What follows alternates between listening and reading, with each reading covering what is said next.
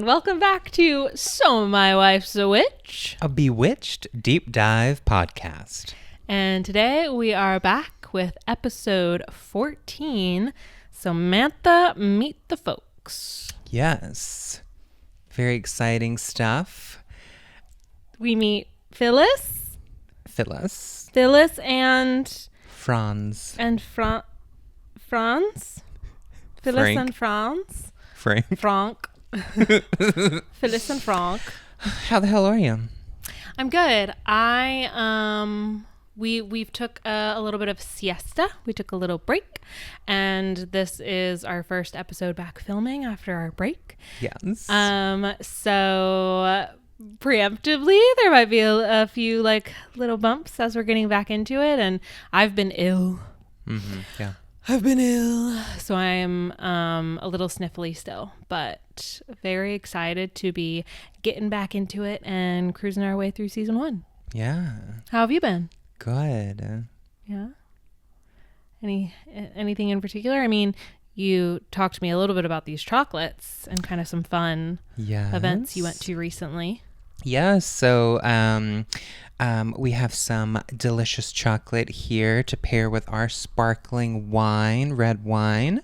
That is from a local business here in Seattle called Coco Legato, and they just celebrated their 1-year anniversary this past weekend. So, but yeah, so tasty. Not sponsored, but if you're local, go support them. Their location is in Greenwood. It is a music venue / chocolate shop / coffee shop. It's incredible. So many things. Yeah. It's like the KEXP meeting center kind of downtown. Of chocolate. Exactly. Yeah. They did Easter bunnies for Easter. It was incredible. And Easter bunny actually worth eating. Yeah. Do you like the hollow ones or the solid ones? Well, this one was hollow, but there were still like parts of it that were pretty solid and thickums. So like if you look at it, it doesn't crumble into nothingness. You know what I mean? Right. Yeah. So, yeah, very good. So yeah. Yeah. I'm excited. I haven't tried the chocolate yet. Yeah. Let's get into it.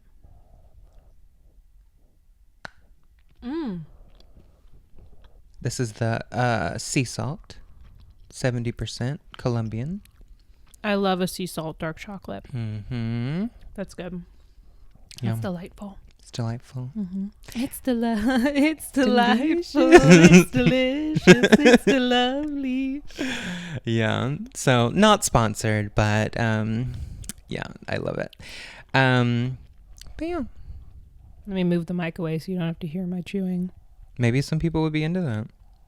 Ooh, should Madison start an ASMR channel? Yeah. Would you watch that? That'll be on Patreon. That'll be on our Patreon. Stay tuned. But yes, the episode aired on December 17th, 1964.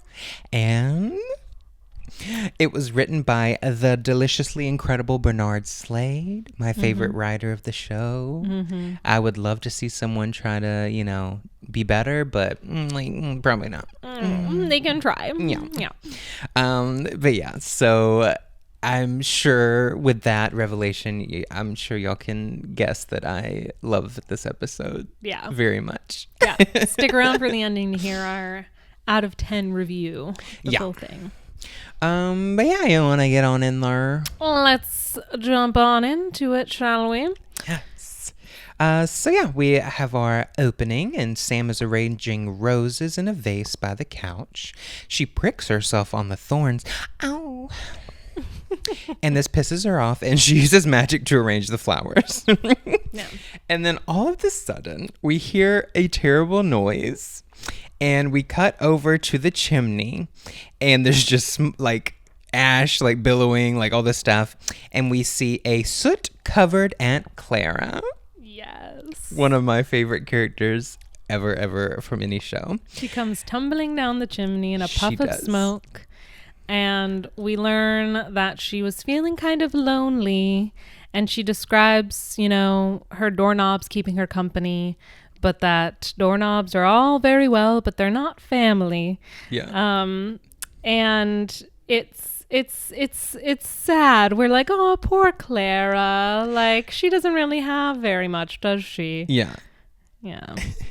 Of course, Sam is alarmed and surprised. And then here's a quote from Aunt Clara. She said, "I think I've gained some weight. I used to come down a chimney clean as a whistle." And of course has some sound effects with that as well. But so good. But yeah, I love her so much. And then she tells Sam that they have all weekend together. And yeah, it's better than counting her doorknobs. And she's excited. She wants to meet Darrin. Basically invites herself to stay. Yeah. And she asks where Darrin is, and Samantha says that he's at the train station picking up his parents. And they're also staying with them for the week. And Clara kind of responds by saying, "Oh, well, no, I won't. I'll get going then. I'm I don't intruding. Want to." Yeah, I'm intruding. Yeah. And Samantha stops her and says, "No, we have plenty of room for all of you." And they have a lot of rooms. Like, this is a big house for like a first home. I think it's 3 bedrooms, and then you have his office off the kitchen. But I don't know about bathrooms. But of course, we know Sam and Darrin have the ensuite bathroom. But yeah, I know. Like, I'm at an age where I'm also thinking of my first home, and I would be extremely lucky to have that as a first home. In this economy? In this economy, times have changed in the past 60 years.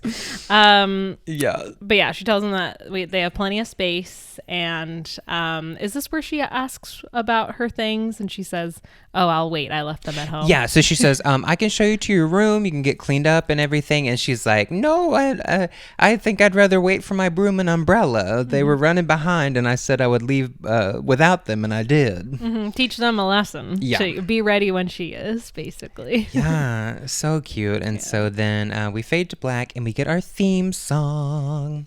And after the theme song, we see an older couple in the airport, and we find out that they are Darrin's parents.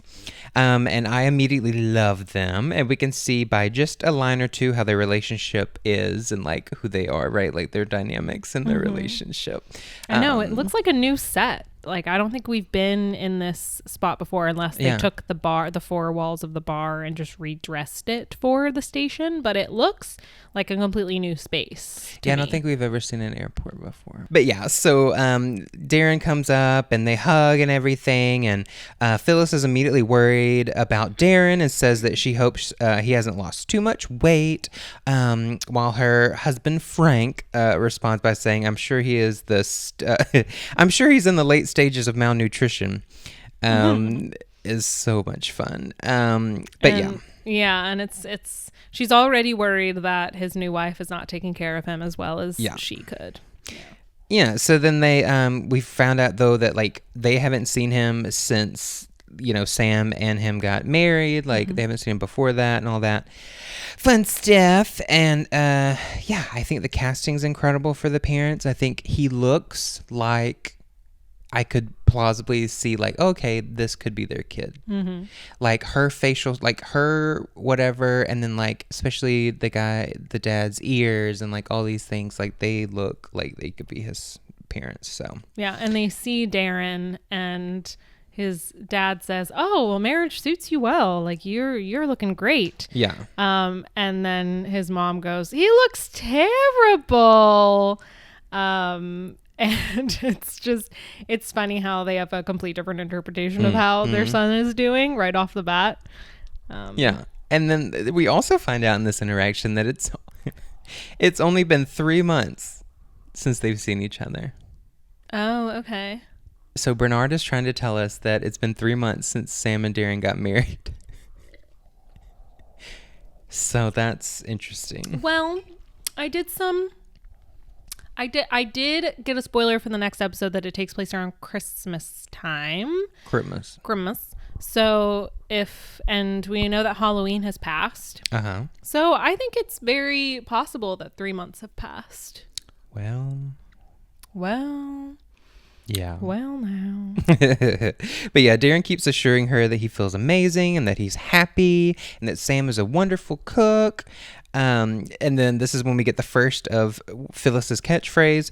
Phyllis says that she would much rather cut off her right arm than interfere, but she wants to give Sam some pointers in the kitchen already, and asks if Sam can make kitchen cacciatore, and asks if Sam can make chicken cacciatore. They mentioned a few dishes in this episode where I'm like, what the hell is that? I had to look it up because I had never heard of it before. Darrin says no, and it makes Phyllis very happy that Sam can't make chicken cacciatore. And she says that she is glad he still needs her for something. His dad grabs their bags and says that he is excited to meet Darrin's bride. This is for any of our other listeners who have never heard of this dish like I have not. Cacciatore, which means hunter style, is a rustic Italian dish most commonly made with braised chicken, but also rabbit or other meats, simmered in a sauce of tomatoes, onions, herbs, and often peppers, mushrooms, and wine. The preparation varies regionally, but it's known for its hearty hunter stew feel, traditionally served with pasta, polenta, or crusty bread to soak up the sauce. God, polenta. That sounds so good. That actually sounds really, really good. Mm-hmm. We get back to the house, and there's a knock on the door, and Aunt Clara opens the door, and it's her bag and umbrella. Mm-hmm. And she's like, well, just stop standing there. Like, come on in. It reminds me of Sorcerer's Apprentice, like the way they move by themselves, the umbrella and the handbag, and the way that they come inside. I didn't see any strings. I know. It was funny because Adam Michael James points out, he's like, there is this, you can see on the wall, the shadow of a string. Yeah, I see that later. Like, there's the shadow of maybe like whatever they were using to move, like whatever the strings were tied to. You can see a little bit of a shadow, but. Oh, well, I was going to say that I paused and rewound several times to try and find it, and I could not see it. So I think they did a fantastic job. Well, yeah, I love it. It looks so good. And yeah, Sam tells Aunt Clara where her room is finally, and Aunt Clara comments on the smell, and Sam says, oh, it's just pot roast. Like, I wanted to cook something more exciting for Darrin's parents, but like, this is really all I know. Like, this is the most exciting thing I know how to cook, right? Mm-hmm. And Aunt Clara's like, you know, okay, you know, because Sam's like talking about coq au vin and pineapple upside down cake and all these things, and it's just so cute. But then also like Aunt Clara's like just being really supportive of like, you know, like it's all gonna be okay, like they're gonna love you, you know, all that fun stuff. So, and I found myself wondering, because as we've seen in previous episodes, like if something means so much to Sam, she will just witch her way out of it. She'll just magically make something appear. And I wondered myself, like, why, if this means so much to her, wouldn't she magic her way up some dinner for them if she wants to impress them so much? So I don't really know if I got her motivation for doing this the human way. Oh yeah, but like Darrin, like she doesn't want to piss Darrin off either, right? Because he'd be like, oh, I know you wouldn't be able to cook that, maybe. Yeah, but I also feel like in the last couple episodes he's been pretty lax and chill about her magic usage. So, well, I don't know. Well, maybe it's just important to her to show herself as much as she can and do things herself. She's trying to be as genuine as she can. Yeah. I see. And according to David, this dish pops up all throughout the series. Like if there's any example of like food that's like coq au vin. So yeah, still don't know what that is either. Did you look that up? I think I did look up coq au vin. That's funny. I bring it up later, I think, when they're talking about it. But this is so cute. After that, Sam is like, how can you be so sure, you know, that they're going to love me and love everything? And Aunt Clara says it's because I'm a witch. And then Sam kisses her on the cheek, and Mary and Lauren does this amazing, like, air kiss in response, basically, to the camera. And it's so cute. And I'm like, that was definitely not, like, scripted. Because, like, you know, Sam kisses her on the cheek, and then she goes, oh, like, you know, giggles, and then goes, you know, like, as she goes up the stairs. And I'm like, oh, my God, I just love her. Yes, very good acting.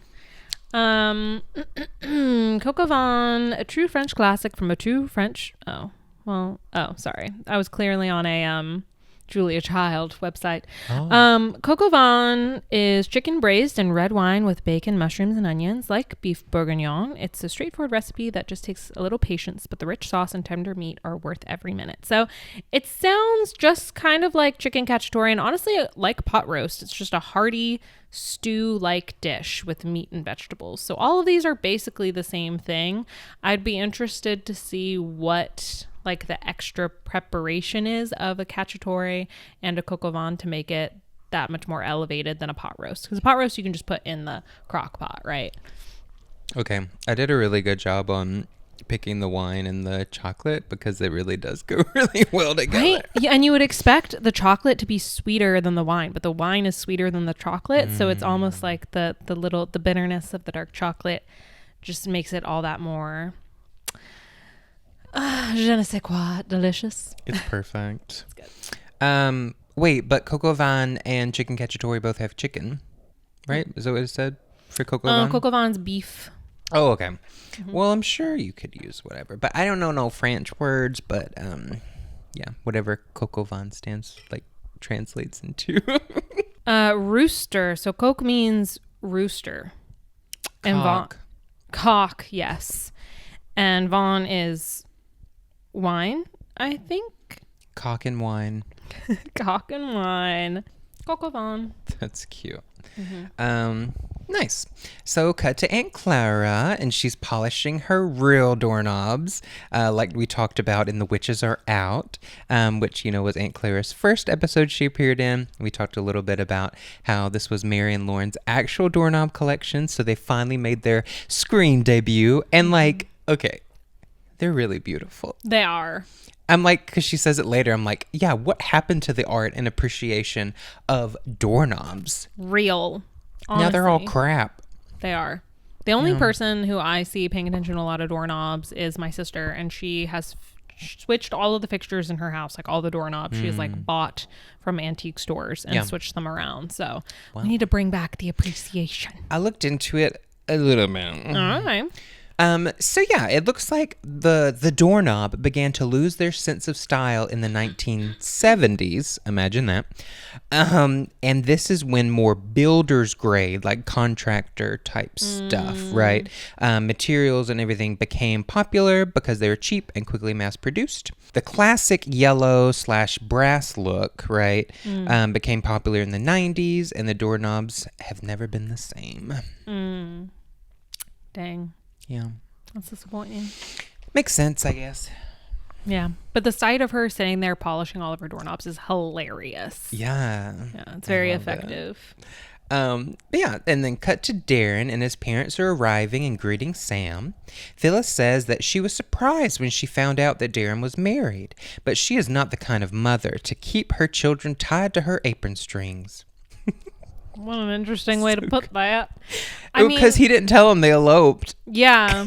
So this is like further our theory that it was a quick engagement and that it was. Well, because she didn't even tell Andorra. Andorra, came and was interrupted the honeymoon, the night. Yeah, wedding night. She said, "Bitch, you didn't tell me." Yeah, I'm surprised. Yeah, I don't know. I'm surprised that the parents are not as, or that the mom is not as annoyed that they didn't invite her to the wedding. Well, yeah. So, and Darren's dad responds with, "Then why is everything in his room bronzed?" Was so funny. She looks offended. He's jokes about his tennis racket. She bronzed and all these things. And Sam comes to Phyllis's defense, and she asks them to leave her and Sam alone so they can get acquainted. The men go upstairs to put up the luggage, and the two women go to the couch. Phyllis assures Sam that she is not an interfering mother-in-law and that she should not be worried about that. Mm-hmm. And she says she would rather cut off her right arm. I'm like, is there going to be an episode where Phyllis cuts off her right arm when she doesn't get her way or something? The metaphor is crazy. Yeah. And so, Phyllis still offers help to Sam if she needs it and says, all she needs to do is ask, whatever it is, just let me know. I know a little bit more about what Darrin likes and his particular particularities. Is that a word? Particularities. There we go. She says, I am the expert on Darrin. Yeah. And, for all of her, trying to say that she's not interfering, even though she is, quite literally putting herself directly in the line to be helpful. I could see how, Sam, which she doesn't, to her credit, but I could see how she might get a little territorial about it. But I honestly think it's a little sweet when she offers to show her how to make Darrin's favorite dishes. And she's like trying to connect with her about her son and trying to also like bring some of the comforts that Darrin enjoys to his adult life now and his family life with this new chapter. And so I thought that was kind of sweet how she offers to show her how to make those dishes. Oh, for sure. Yeah. Like she's no Marie from Everybody Loves Raymond, right? Right. As we'll see later. Yes. Thank goodness. So yeah. And she, like you said, she says she can give her his favorite recipes, like pineapple upside down cake. And his hives. And Samantha's like, God. I don't know how to make those either. Do you know how to make pineapple upside down cake? No, I don't. Then there are his hives. Well, I don't know how to make those either. No, dear. That's an allergy. It's a rash he gets. I'll show you how to treat it. Oh, I've cured that. You cured his rash? Oh, yes. We found out he only got it when he ate chicken cacciatore. In her face. Yeah. Oh my God. It's so good. Because like Sam doesn't know that she just like offended her basically, which is she's been so going off funny. about how that's his favorite dish and he loves it so much. And to hear it that was like making him break out in hives all the time growing up. I love it. But yeah, and then Phyllis kind of changes the subject, compliments the room and asks if Sam had a decorator. But then Sam's like, oh no, I did it myself. And then she's like, oh, well, I'm sure it'll look great once it's finished. And then Sam's like, oh, okay. Like it is finished basically. And Phyllis kind of stands up and looks at those incredible built-ins in the brick fireplace mantle, right? She's like, oh, it needs more knickknacks, And, it's too minimalist for her, even though it has plenty of knickknacks. Oh, I love it. Yeah, because we saw her take them all down, right? In one of the previous episodes to clean. Exactly. So, but yeah, it's so good. And then Darrin comes in. Yes, the men come down the stairs. And Phyllis tells them what they were talking about. And Darren's like, oh, yes, I love how clean it is. I hate a room full of clutter and little trophies. Because Phyllis offered, she was like, oh, I could bring you over some of them. Darrin loves that. It'll remind him of home. And then he comes down and he's like, I hate it. Yeah. How cluttered it is. I wrote, Phyllis did not like that. She doesn't know her son as well as she thinks she does. But yeah, the face acting too is just so good. But yeah, and then Phyllis asks what Sam did before Darrin and she met, and she says, oh, I traveled a bit, and that mother pops in and out kind of thing. And cause she asks about her mom and everything. But then Phyllis begins asking about the rest of her family and trails off because she sees Aunt Clara coming down the stairs all cleaned up, who must be quite bewitching, because like the way this whole part is shot, and we'll insert a clip here, is like Phyllis can't take her eyes off Aunt Clara, and Aunt Clara just kind of comes down, and the music is kind of dreamy. Like it's quite an entrance for her. Yeah, but she's not indoors. She's not wearing anything crazy or extravagant. Like it's just a black dress. Like she looks like a normal person. Yeah, and yet her presence clearly fills the room, and Phyllis is immediately taken by her. Yeah. Sam introduces her to everyone, and Phyllis asks if she had ever, like, if she's met Darrin before, or is it their first time? And Aunt Clara's response is so good. She's like, well, I've seen him, but he's never seen me before.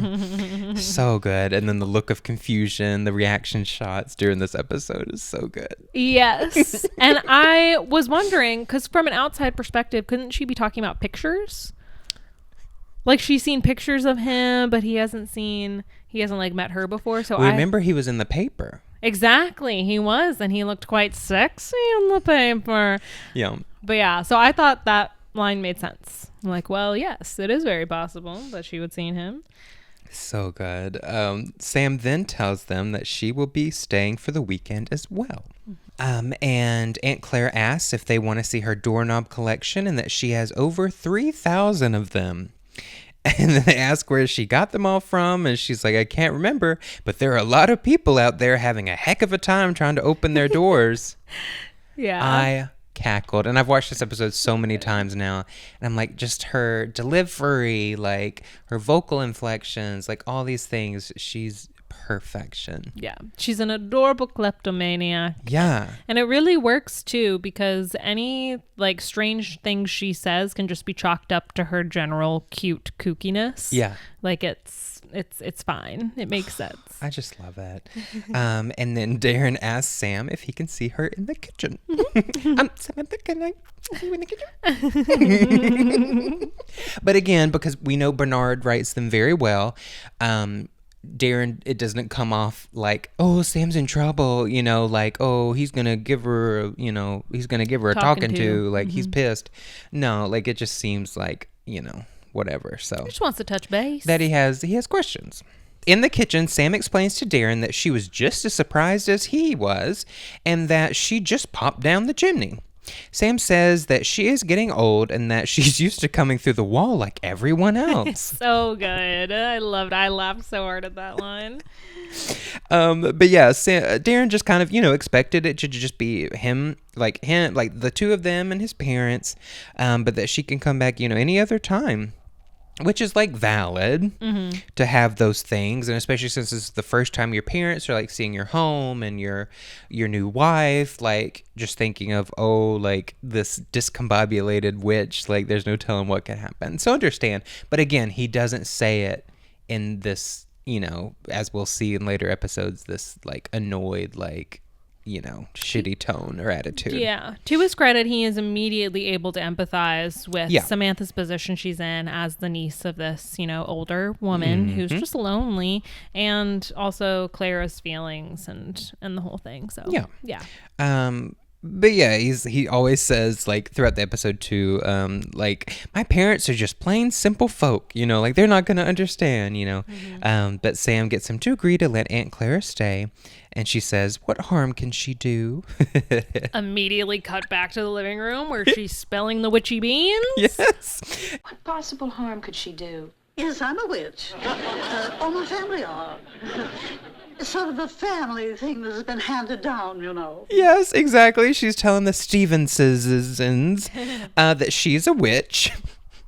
And they look very concerned, and Aunt Clara is explaining how difficult it is being a witch, and then talks about the Yankees.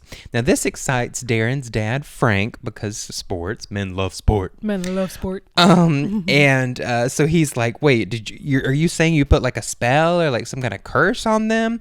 And she's like, well, me and Bertha did. Another callback to The Witches Are Out. I think the last one Bernard Slade wrote up until now. And he thinks this is hilarious, but Phyllis looks very alarmed, and we can see that she does not like this at all. And Aunt Clara says that she is glad that they do not mind the witch thing, and that Sam is one too, but that it bothers Darrin, so she's trying to cut it out. Yeah. But then she's like, this conversation kind of whatever, because Phyllis is freaked out. And then she's like, oh, I think I'm going to get some fresh air. And then she stands up and immediately runs into the wall. Like poor Clara running right into the wall. It's so good. So just good. like we again saw in The Witches Are Out. Because she just cannot, you know, get into the wall. Yes. Another good line from Mary and Lauren. When after she hits the wall, she's like, "Oh, you know," she's like, "I used to be able to go through a wall, whew, just like that, just like butter," you know. And then she says, "I think I'll use the front door instead." And then like Phyllis like faints basically as it goes to black, you know. And then yes, cut to later, and Aunt Clara is leaving her room, and then she stops to admire and stroke the doorknob on another door, that we find out is the one that Darrin's parents are staying in, and she happens to overhear them talking, you know, between themselves, and Phyllis is just kind of concerned about, you know, this Aunt Clara person, and then he he brings up Phyllis's sister Madge, if y'all remember from like the first episode of the show, the pilot episode, the one that thinks she's a lighthouse. And he's like, your sister thinks she's a lighthouse. Like, you cannot say anything about anyone. Yeah. And then, of course, she defends her. And she's like, oh, that's just, Madge just has a quirk. You know, it's nothing, right? It's so funny. And then Aunt Claire's like smiling and like enjoying listening to them argue and the drama, right? It's so good. She's and then, me, honestly. Yeah. It's just, right up against the door. And then the conversation goes to Sam, and Darrin's dad says that he thinks Sam is the perfect wife. And Phyllis is like, no, she isn't. She can't even make pineapple upside down cake. And with that information, Aunt Clara goes downstairs after a mischievous look on her face. In the dining room, Sam is setting up the table before dinner, folding the little napkins, putting the forks on the napkins, lighting the candles on the table, making a nice little mood for everyone. And Darrin joins her, and he's being very positive about the situation. But Sam is worried that his mother hates her. And then he's like trying to assure her, right? Like, oh no, she loves you. Like, everything's fine. But Sam just keeps being like, no, something's off. Like, there's a block there. Like, I can't connect with her, right? And then he says, if anything is not right, it's your Aunt Clara. And then Sam is like, well, at least you know where you stand with her. And it's just like how she can't get a read on Phyllis, right? And then Aunt Clara pops in and she says that everything is going to be perfect and goes into the kitchen while Sam goes to empty the ashtrays in the living room. So they should be more worried about Aunt Clara going into the kitchen, but they're not because Sam wants everything to be perfect. And so then we cut to Aunt Clara in the kitchen. She grabs this beautiful, would love to have this, like big ass pot. Looks like a Dutch oven. I don't know. It's really nice. It's a big one. Yeah, and she puts it on the counter. And, well, she's using oven mitts, like these little oven mitts or like pot holders, right? And I'm like, oh, okay, so we're supposed to think that it's hot because it was still on the stove. And then she just plops it down on, like, I'm sure, like the cheap Formica surface, right? It is the 60s. There's no telling what the countertop will be made out of. So I'm like, yeah, eat right through that. But yeah, and so she's kind of giving herself a pep talk. So we know she's about to try and use magic. And she wants to make coq au vin.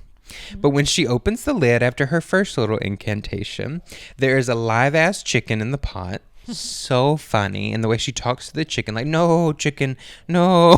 And the way she also, like, hypes herself up before she does it, too. She's like, come on now, Clara, you got to get this right.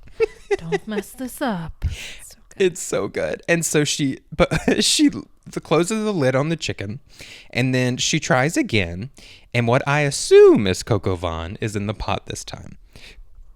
Definitely some cooked chicken, so I was like, poor chicken. She just cooked it. But yes, so there is something that I assume is coq au vin in the pot, and she seems pleased and moves on to dessert. And she says, with her lucky streak, yeah, she's like, oh, I'm on no, God damn it. Yes, she seems pleased and says that it's time to move on to dessert. And she says, with her luck, it's likely to come right side up. But yes, she's able to produce a beautiful pineapple upside down cake and is very happy with herself. And she's like, ooh, I'm on a lucky streak or whatever. It's so good. And also, did you notice, like I noticed it later too, but I really love, and like, I don't know why we don't make these like this anymore, but Sam's stove oven situation, which we've seen her use before, like how the doors open and like all these things. It is so cool. Like, I think the gadgets and like, different appliances they had in like the 50s and 60s were so cool and innovative. And yeah, and so that has like the oven, 2 different oven spots on the top, and then the stove top pulls out from below that, It's so cool. It's so cool. I love it. It's like 3-in-1. Yeah. It looks like a zooped up toaster oven. Yeah, it's incredible. So I'm like, I wish I had something fun like that. But yeah, cut to dinner and everyone takes their seats. Sam shamefully tells them that they are having pot roast and that she wishes she could have made something more exciting.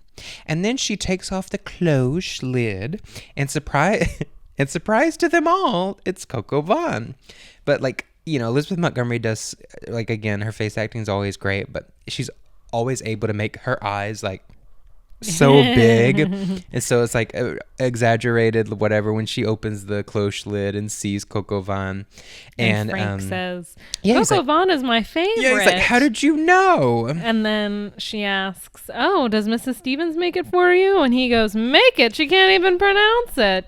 And this is the one time where I was like, ooh, where I was not a fan of the writing because, well, it is of its time. But it's putting this weird competition between Phyllis and Sam now of like, oh, well, she can make something that you can't. Yeah. And it's a joke that makes Samantha out to be a great cook at Phyllis's detriment. Yes, but I think all that gets cleaned up later, right? Because it's a thing of like, it wasn't Sam's intention to do that, but we know that Aunt Clara also unintentionally did it, right? And so it makes both women feel bad because she was just trying to help. Yeah. And so I think he cleans it up that way as well, right? Because it is like a misunderstanding, and she's like, what? Because Phyllis is like, I thought you couldn't make this. And then Aunt Clara's over there just so giddy. It's so funny because she's so proud of herself and she thinks she's helping. And then Aunt Clara's like, well, she's like, just you wait to see what she popped up for dessert or whatever, whipped up for dessert. And Sam's like, oh no. And yeah, Frank is like, well, let us, like, what is it? I'm so excited. And she's like, pineapple upside down cake, you know? And then Phyllis is like, okay, bitch, like, you literally told me you did not know how to make pineapple upside down cake. Yeah, are you lying to me? What's going on? Yeah. And then Frank looks at Phyllis and he's like, what's wrong? And she's like, I have a sick headache. So yeah, it's so good. Yeah, I said it's hilarious watching Sam surprised, Darrin's acting, and Clara's mischievous cheerfulness. Yes. And then yeah, Frank tells Phyllis again, he's like, well, see, Phyllis, you can quit worrying now. Like, Darrin's in good hands. Like, she can make all these things. Like, it's fine. And yeah, cut to the kitchen. And Sam and Darrin are in there, and he's accusing Sam of using witchcraft to do this, right? And she denies it. And again, he's great and like believes her when she says no. And then they figure out that Aunt Clara must have made it to try to help Sam make a good impression. But Sam's also annoyed because, like, she's not really caring about the Aunt Clara thing. She's still focused on Phyllis. And she's just, like, annoyed that she thinks she can't do anything to make Phyllis like her because she didn't even touch her food, right? Because they're like, oh, the food was great, but Phyllis didn't even eat it, right? And then Darrin's like, okay, well, what if I had a talk with Aunt Clara, you know, just to kind of explain to her that my parents aren't used to this kind of thing, right? And Sam's like, well, you better not be mean to her, you know, and everything. I really loved how in this scene they're approaching each problem as something for them to tackle as a team. Like, oh, Clara, she might put us at risk for, you know, like exposing magic to the parents, and like, and how are we going to tackle that? Like, she thinks she's helping, but she's not. Well, I'll go talk to her, and like, well, I'm worried your mom doesn't like me, and each of their conversations is something that they can kind of solve as a team, and I thought that was really nice. But again, this is going to be the Why We Love Bernard Slade podcast. Like, he's just so like on another level than like any other writer we've seen thus far, especially knowing who these people are and making their marriage seem good and healthy and like, oh, I see why y'all are attracted to each other. I see why y'all got married so quickly. And yeah, I just love it. But yeah, and so one of my favorite scenes of the episode, cut to Aunt Clara's room, and Darrin comes in and sits on the bed. She's, of course, polishing her doorknobs again. And he's like, wow, that must have been a lot of work, like, to polish these all the time. And she says, well, it's so good. She says, well, it keeps me out of the pool halls. So good. And if you've ever seen The Music Man, that's the only reason I knew anything about pool halls from back in the day. But yeah, I genuinely think she's like the best character, and then it would be Endora. And Darrin compliments her dinner, but then that's when he is very nice about it. But he just kind of, tries to explain to her that his parents are not used to witchcraft and that he appreciates her trying to help them. But she does, it's kind of sad, but anyway, just really good acting. Yeah, and Darrin trying to explain his plight, and Clara's doorknob inserts are a cheery combo until we realize that she's not actually capable of taking in anything that he's saying to her, or she's like not really listening to it. And she's more focused on her doorknobs and thanking him for coming to take interest in it. But I don't know, it is heartbreaking because he eventually, when he realizes that he can't have that conversation with her, he kind of takes pity on her and pats her hand and then leaves the room. And then she has you can see her face falling. And then she's like, all right, let's go. And it's a sad moment. How many times did you watch this episode? 3 times. Okay. Why? She knows the whole time. That's why she's bringing up the doorknob thing and acting like she doesn't understand. What do you mean? That she knows what he's trying to say and she's upset the whole time when he starts talking to her about it. And so she does the classic old person thing where instead of actually wanting to talk about something more deep or whatever, they ignore it and talk about something else. That's not how it read to me. Okay. Yes. It read to me that she was not interested. It was one of her kooky moments where she's separated from reality. In the same moment where she's telling his parents that she's a witch, but also saying that Sam's trying to kick it. She's not really connected to the conversation, because if she was, she would also not be spilling the beans about how she's a witch. No, because that's the point of it too. Darrin is supposed to think that, right? And that's when he comes back down and Sam's like, how did she take it? And he's like, oh, fine, I guess. But because he thinks that she is in one of those moments, right? Mm-hmm. But she really knows what he's trying to say, and she's like, okay, well, I guess I'm not needed here. She doesn't like being reprimanded, so she just well, yeah, but it still hurt her feelings, and she didn't want to talk about it. And this is their first time meeting, and stuff like that. So I guess it's a thing too of going back to the beginning of the episode, oh, I really shouldn't have stayed this weekend. I am interfering and I am in the way.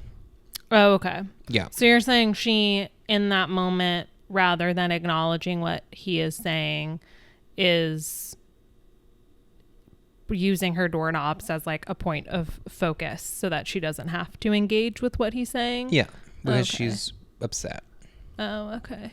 And because she felt useful, right? Because that's the whole thing. She feels like she's a screw up now and she's old and whatever, and she finally felt useful doing this for Sam and thinking that it was helpful. But now that he comes up and says that it wasn't helpful and that she wasn't helping Sam or him, to his parents, that's when she's like, oh, okay, well, yeah, okay. I should have just left before this. Okay. So that's, yeah. And so, yeah, I said, yeah, she holds up a doorknob during it, to try to ignore, like you said, or whatever. And I love it. She's like, a beautiful doorknob. She's like, this to a doorknob collector is like the Hope Diamond. It's so good. But yeah, and then he says, he's trying to explain himself, but he sees he's not getting anywhere. And he asks her if she understands what he's saying. And she says that she is so happy that he is showing an interest in her collection. And he gets up and leaves the room. But either way, like, yeah, because that way, the way he took it, like, it made me sad because it feels like how conversations might go with someone with dementia or Alzheimer's.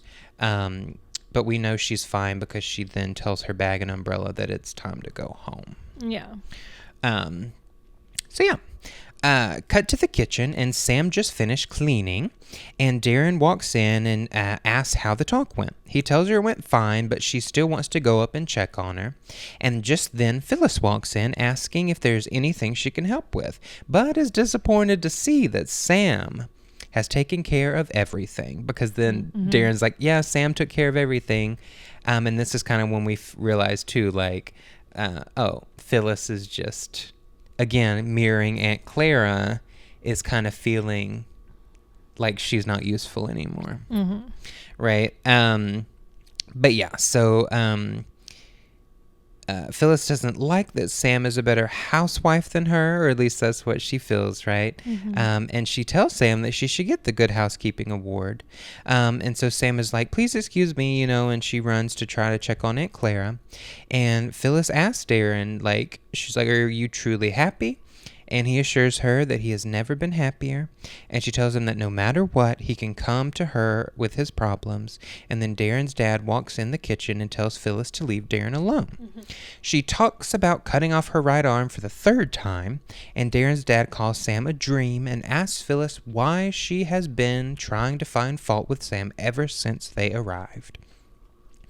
And of course, Phyllis tries to defend herself, and Darrin's dad lists all the good things about Sam, and we can see the family dynamic between the three of them, and I really love it. Yeah, Phyllis and Frank shouting. Yeah. Is a very stark contrast from how we've seen Sam or Darrin handle conflict. Mm-hmm. But that's about to change. Yeah, it's really great. And so then, just then, Sam comes back into the kitchen, and she's furious, and she's holding Aunt Clara's umbrella. And she's like, what did you say to her? She starts shouting, and she gets mad. Because she's not even, like, paying attention to them anymore. You know, about with Darrin's parents, is like, oh, you must have said something to Aunt Clara to make her leave. And, he's like, I didn't say anything, to upset her and all that. But yeah, and Sam, because he's like, can we not do this in front of them? And she's like, I don't care. Yeah, I'm not having this conversation, Brett. We can talk about it right here. Yeah. And, and she's like, whether you like it or not, Aunt Clara is my family, and she matters just as much as anybody in your family. And Phyllis tries to tell Sam that she shouldn't talk to Darrin that way, but is interrupted when Darrin's dad tells her to shut up. Do we have to discuss this in front of Mom and Dad? Yes, we do. Now, Aunt Clara's a guest in this house, too. You may not like it, but she's my family. Really, Samantha? There's no need to take it out of Darrin. Shut up, Phyllis. And I was like, ooh, get it, Frank. And then Darrin tries to defend himself, but then Sam says that Aunt Clara would not have left if he didn't get so annoyed that she was the one that cooked dinner. And then this is when Phyllis perks up, and she and Sam comes clean and tells his parents the truth, and that Phyllis is just like over the moon happy, right? She's like, you didn't cook the dinner, and so yeah, now Phyllis is on Sam's side of it's this such a thing. good moment, because Sam's like, it's no use, Darrin. I can't stand here and pretend to be something I'm not. And then Phyllis says, I don't blame you, and immediately like switches sides. She's like, yeah, girl, you shouldn't have to. She said girls against boys. Like, it's so good. And it sums up the whole episode, because this whole time Phyllis has just been trying to like almost see herself in Sam, like see, like there has to be some fault, like she can't be perfect, like she has to need help with the decorating or the cooking, like she can't be a perfect housewife already after only being married for 3 months, like that's not possible. And it's because Sam seems so perfect that she keeps kind of like nitpicking at things. And now hearing that Sam actually has, these insecurities or these faults, she goes, okay, now we're talking, and now we're being real with each other. Because I feel like also, like, we're about to find out, like, it would be nice too, because of the engagement, like of them getting eloping and like all these things. Like, we know Darrin is the only child, but like I feel like Phyllis is excited to have like a kind of daughter, right? So she can teach things to and like help them, right? 100%. Yeah. And so, but yeah, Phyllis, on Sam's side is like, what did you say to that poor sweet old lady? But yeah, Sam has a good monologue about not being the perfect wife, and if they have a problem with it, they're just gonna have to get over it. And then Phyllis gets emotional and tells her truth, right? That she was scared that she would be pushed aside and forgotten, and that she's scared of being replaced. And yeah, like I said, Darrin's the only child, but Sam and Phyllis hug and make up, and Darrin goes off to find Aunt Clara after Sam tells him that she is at the bus station. And they're like, how did you know? And she's like, her umbrella told me. So good. And then of course, his parents look confused. And that she's like, oh, old family inside joke, basically, right? And then Frank is like, oh, well, maybe Clara was right. Maybe you are a witch. And Sam is like, she tells the truth again. She's not lying. And she says, yes, I am a witch. But don't tell anybody, Yeah, don't spread it around. And they all like laugh, hee hee hee, as it fades to black. Well, maybe Aunt Clara's right. You are a witch after all, huh? I am.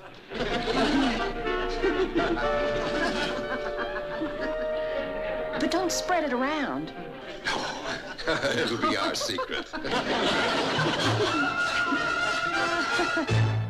So, back in the living room with some coffee and pineapple upside down cake maybe, or whatever. Aunt Clara is back on the couch, and they're all having a wonderful time, laughing. They're talking about the bronzing. Darrin's like, did you really bronze my tennis racket, Mom? And she's like, no. But I did bronze your football shoes, and we're using them as book weights or bookends. Thank you. Which is so cute, and they're all laughing, and yes. And so Frank does the card trick. Yes, Frank does the typical like dad thing, right? At something like this where he's like, ooh, y'all want to see something cool, right? And he pulls out a deck of cards, but he's like doing it for Aunt Clara, right? And it does not work, of course. And so, but she picks the card. I love her little thing too. I noticed in this part of it, because of course she shows Sam, because Sam's sitting on her left. But then she also like does the thing, right, to like cover the card to be able to show Phyllis as well, which is so cute that I didn't notice until this last watch through. And so she puts it back in the deck, and he does the thing, and he's like, or like says, yo, something's not right, like, kind of thing. And she's like, oh, look in your front coat pocket, you know. And he pulls it out, and it's the card she picked. And he's like, how did you do that? And she's like, already told you, I'm a witch. Like, how many times do I have to tell you? She's so cute. She can barely contain her excitement and her giggle while she's like waiting for him to find it. So cute. And then Aunt Clara's like, well, I think I'm gonna go on a constitutional. And Frank is like, oh, a walk sounds nice right now. And she's like, oh yeah, a walk, yeah, we could do a walk. I'm like, what else did you have in mind, Aunt Clara? You're like just floating in the clouds or something. I know, I'd never heard that before. Constitutional. Oh, I have, but I'm an old woman, so. Yes, it means taking a walk outdoors for the benefit of one's health. Yes. I thought that was interesting. But yeah, so all three of them, both the Darrin's parents and Aunt Clara, go out for a walk, and that they're like really getting along, you know, and connecting. And Phyllis is like, oh, next time we visit, we should bring my sister Madge. And then Sam and Darrin are beaming and so happy that they're getting along. And and then Darrin says that there was never anything to worry about and that she should just always be herself. And she's like, okay. And then she clears the coffee stuff from the table with magic. Yeah. And he's like, Samantha. And she's like, what? I was just being myself, okay? And he's like, well, I don't know if my parents are ready for the real you quite yet. I love the tone of the end of the episode. So it's like they're finally at the point where they can laugh about it and joke about it together. I thought that was happening in my apartment. I was What a like, is there an strange alarm going noise. off? I guess it's a car alarm. But yeah, it was so good. Yeah, I love it. I think it's so cute. And I would love an episode that's Madge and Clara. I think that would be hilarious. Oh, I love it so much. And so I think, going back to the beginning of the episode, I don't know if we already talked about this. I don't remember. Not on this episode, though. From what Aunt Clara says when she falls down the chimney of, like, she says something about Andorra, right? So Andorra says, I don't remember what she says. Mm-hmm. But she brings up Andorra, and I'm like, okay. So to me, that's Bernard telling me that Andorra and Clara are sisters. Mm-hmm. Because she brings up Andorra again. Andorra was also not in the Witches Are Out, but she was also a focus of that as well. Mm-hmm. Aunt Clara, like, talking about Andorra and all that. So, because then, before the hijinks of making the coq au vin and all that, Sam is like, oh, like, you're my favorite aunt, like that kind of stuff. And it's so cute. So that's why I'm like, okay, like, she has to be Andorra's sister then in some way. I think that would make sense. They are so different. Mm-hmm. But I can't, or maybe Clara and Maurice share more of a resemblance than Andorra and Clara do. Okay, but what about this that I just thought about right now? Yeah. What if, because we know these witches live a long time, what if Aunt Clara is Andorra's aunt? Whoa. And so Aunt Clara will be really old, and that's why she seems a little discombobulated. That does make sense, because she is a lot older than Andorra. That is clear. Yes. So let us know your theories about Aunt Clara. Whose sister is she? Yeah. Whose aunt is she besides Sam's? Will we ever find out? David, let us know your thoughts too. What's your position? Yeah, maybe. But no, I thought it was a really good episode, and just, I don't know, like, because his and, like, I can't remember some other people's, but, like, they just stick out so much from other ones that we've watched, especially, like, the last episode with Adam West and, like, all these things. And then as soon as, like, it's a Bernard Slade episode, like, even before his name pops up, like, after the theme song, right? It's like, oh my God, this feels so good. Like, yeah. It's going to be a good one. Expertly written. Yeah. So, yeah. Any other final thoughts on the episode? No, I thought it was a good one. I thoroughly enjoyed it. I'd probably give it a 7.5 out of 10. Yeah, that feels good. I would give it a 20 out of 10. Whoa. No, yeah, I would definitely. I think I agree with the people on IMDb. Right now, it currently sits at 8.7 out of 10. Wow. I might bump it up to a 9. So yeah, I really loved it. Yeah. So yeah, that was a good one. And I do have a little bit of a deep dive here for you. On who? Did you do a deep dive as well? I don't know. That you're just gonna have to find out. I couldn't quite remember if you had done one or not. But my deep dive is on Mabel Ida Albertson, aka Phyllis Stevens. Yes, Mabel Ida Albertson was born July 24th, 1901 in Massachusetts. Her parents were Jewish immigrants from Russia, and her brother was Jack Albertson. Trivia. Jack Albertson was famous for playing what light-footed guardian in what 1971 musical film adaptation? So we're looking for character and movie. Wow. I thought you were going to be like, what grocery store chain did her brother create? Albertsons. No. Okay. There's no A, B, or C. You just have to guess. This is like what you did to me with the Mary Tyler Moore, the Carol Burnett show. Mary Tyler. Well, I thought that one was obvious, but again, I think this one's pretty obvious. I give you some clues in the question. I'll say it again. Jack Albertson was famous for playing what light-footed guardian in what 1971 musical film adaptation? There's not a lot of musical adaptations on film in the 70s. I'm thinking of Bob Fosse movies. They came out in the 70s. Light-Footed makes me think Peter Pan. Okay, yes. Well, this is a musical. They dance, and that is one of the dance numbers, is him finding his feet again. I'll give you some more clues. Would you like a clue on the character or the musical? Probably the musical. I'll help you narrow it down. Is it Sondheim? No. I hate Sondheim. It was originally a book by a famous children's author who wrote several books that were later turned into movie musicals.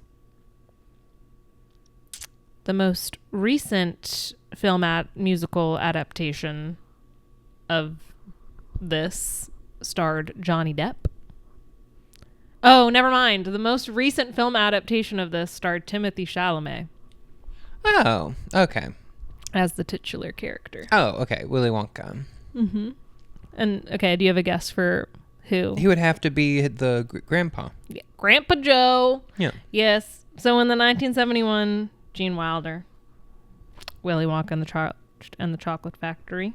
Yeah, the old people that sleep in the same bed, but it's like this big. Yeah. So her brother played Grandpa Joe. Aww. I thought that was cute. But back to Mabel. Her earliest performance credit can be traced back to age 13 when she was paid $5 per performance to play piano while a lady read plays for an audience. So she was back there playing the piano while the lady dictated. Like a reading? Kind of, yes. Mm-hmm. She graduated from the New England School of Speech and Expression and married her first husband, Harold, in 1925. So she was 24. She then moved to California in the 1930s and quickly joined the talent of Pasadena Playhouse.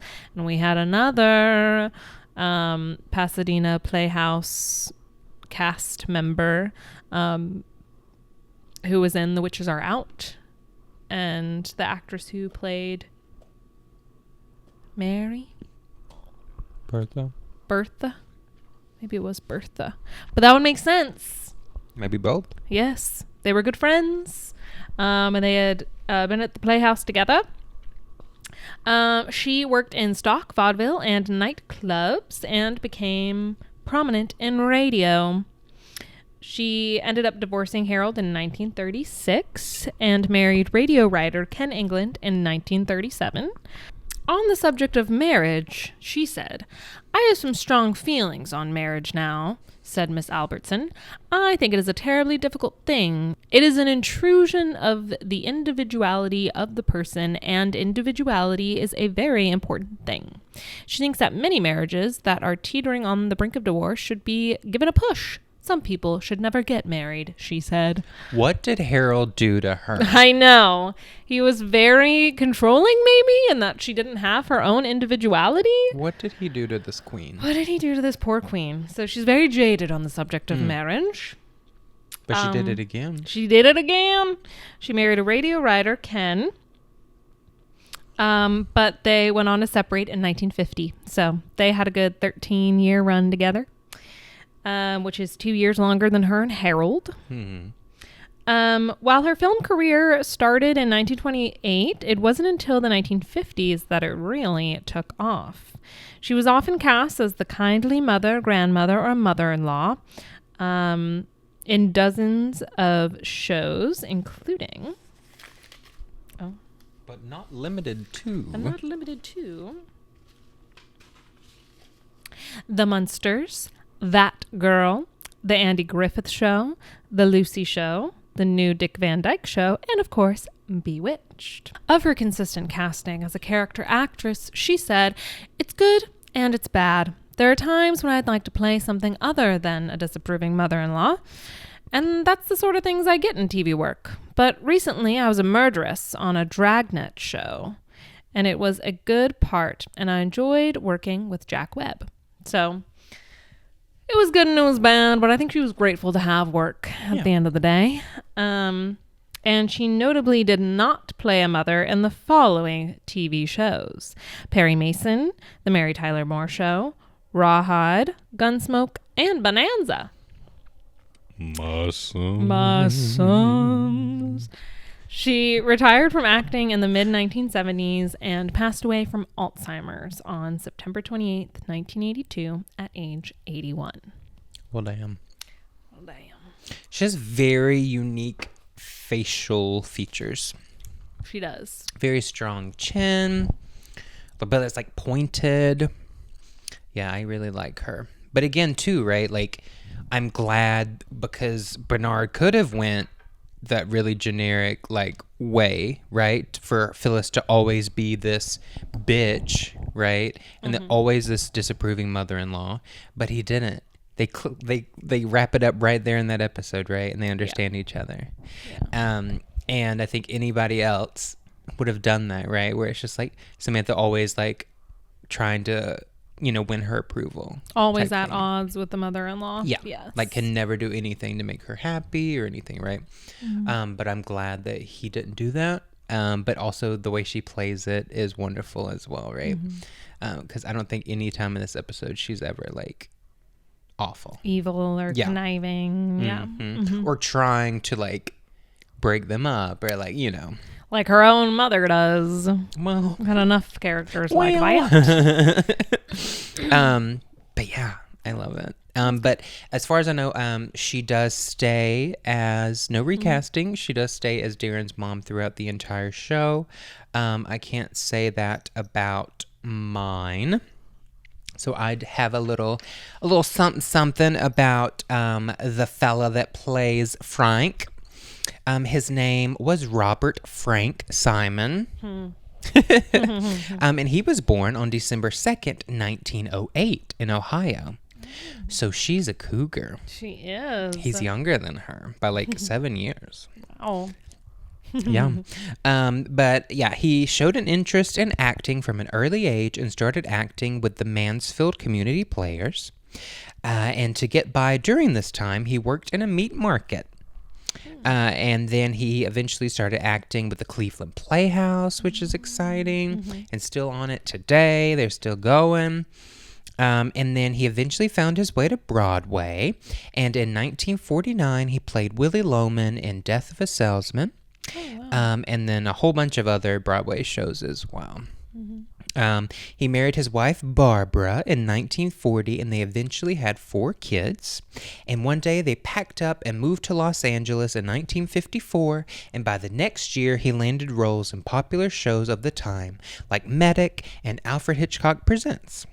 He was in a few movies here and there, but he is mostly remembered for his TV appearances. He has over 216 acting credits. And many of those were on Westerns, of course, because, again, the time period, right? Like, Westerns were king. As we've talked about, Gunsmoke was just unbeatable in the ratings somehow. But yes, so he was on Bonanza, Gunsmoke for several episodes. Any Western you could name, he was probably in it. And he also starred in an episode of The Twilight Zone, like many of our other illustrious roster of actors, which is great. So we have to add that one to our need to watch list. But yeah, like, I loved him like immediately, right, in this episode. Just really charming and like relaxed, and yeah, like doesn't seem like anything bothers him. And like as soon like talking about Claire, and he's like, she's funny, and just like seemed to like find the positive in things. And I like that Bernard wrote him like that, like just laughing about stuff, like it's not that serious, and Phyllis is kind of the a little more trepidatious or like whatever type person in their relationship, which is really fun. So like, yeah, with Darrin growing up, she was probably the disciplinarian. Yeah. Made Phyllis be the bad guy all the time. Yeah, classic. But again, written so well that we can infer these things easily, right? Yes. Because he's really good at writing characters. Yeah, I look forward to seeing him in future episodes. He's in 4 more. I believe I'll look more into it in our next time, but apparently he does get replaced by another actor, I think. But either way, if he does, I'm gonna look into that to be like, what the hell? I really love him. Yeah. And two, like I could see them actually being Dick York's parents. Like I feel there's features on both of these actors that like this guy's ears and like all these things, his head shape, like it looks like they like could have made him You're a together. fan of the casting. Yeah, it's incredible. But yes, Robert passed away on November 29th, 1992 from a heart attack in Tarzana, California, and he was 83 years old. Oh, so many people passing away in their 80s. I know. It's better than the 60s or 50s or 40s or 30s or 20s. This is so true. Yeah. Yeah. Wow. Did they show up again in season 1? Do you remember? I don't remember, but I hope so. Yeah. Right. They're good. Yeah, because I think there is one, of course, where they meet Andorra. So that should be very fun. That'll be fun. Yeah. And so what? Next time we'll have a Christmas episode, I believe, for everyone. A certain someone might be returning. Absolutely. Do the face. Do the face. She's so good. I love it. She's so good. I know the little bit that I could hear from the other room, because I just had it continue going on while I was doing other things, and it seems like a really sweet episode. So I'm excited. One of those heartwarming Christmas episodes. Yeah. Yeah. It'll be good. Something with orphans, maybe. But spoilers. Yes. Spoilers. Yes, absolutely. Yeah. Anything else to tell our, what should we call y'all? Witchlings? Oh, I like witchlings. I don't know. I need to tinker on that. If you have any need to tinkle? I need to tinker on it. Give it a tink. Yes, if you have any thoughts on what you would like to call our fandom, then please let us know in the comments. I don't know. Bewitchedlings could also be a thing. It's a little long. Samsonites. It's funny. Brand. But yeah, thanks for joining us for another episode. I hope you had a good break. You didn't miss us too much. And we'll see you next time. Yeah. Make sure to like and subscribe on YouTube and review wherever you listen elsewhere. It really does help get more eyes on it as well. So yes, at Bewitched Deep Dive on social media. And you can find us we have a Facebook page too, if that's more your speed. That one's just look up So My Wife's a Witch and you'll find us. Yeah. But Right. anyway.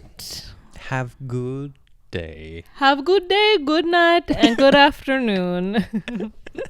Bye. Bye.